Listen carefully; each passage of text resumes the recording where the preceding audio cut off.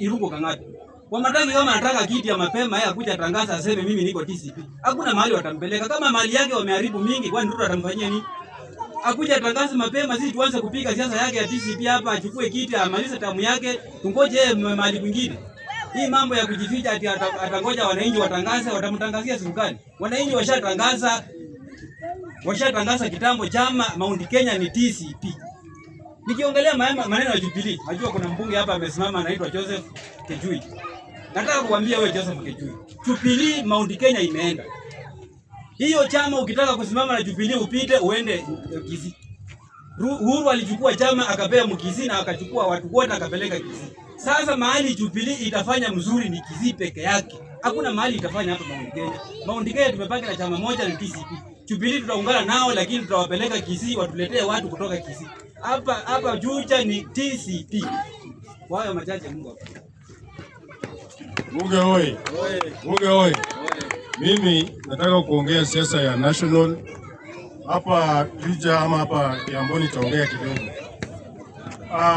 Nitaongea siasa, nitaanza kwa kuunga ndugu yangu mkono kwa kuongea mambo ya DCP. Ukitaka kupita ama ukiangalia the chronological of events politically, DCP imekuwa kama ODM. Kwa sababu gani? Imechukua nafasi ya ODM in national politics, whereby UDA during 2022 elections, UDA ilikuja ikasweep all the seats within Mount Kenya region. But sasa the emerging of DCP wakati Rigathi alikosana na Ruto, DCP imekuja imetake over. Unapata ya kwamba kila mtu ambaye ama kila candidate ambaye atasimama na DCP in Mount Kenya ako na highest chance ya kupita kura Mount Kenya. Kwa hivyo mimi nataka kuambia wale ambao wamesimama na vyama zingine kama UDA. UDA ni kama ukiuza UDA Mount Kenya ni kama kuuza nguruwe msikitini ambapo utatoka na kichapo. Kwa hivyo najaribu kusema ya kwamba sisi hatutaki mambo ya UDA. Sisi tumeamua ya kwamba ni one term.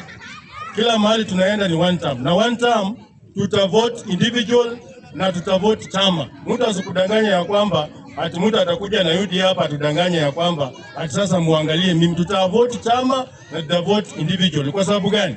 Kwa sababu wewe ukikuja na UDA utaanza kutuuzia mambo ya hustler. Na hustler ilijatusaidia in the last 5 years. So ukikuja kutuambia mambo ya hustler, mambo ya bottom up, hiyo ni kama kutudanganya. Kwa hivyo tutavote individual na tutavote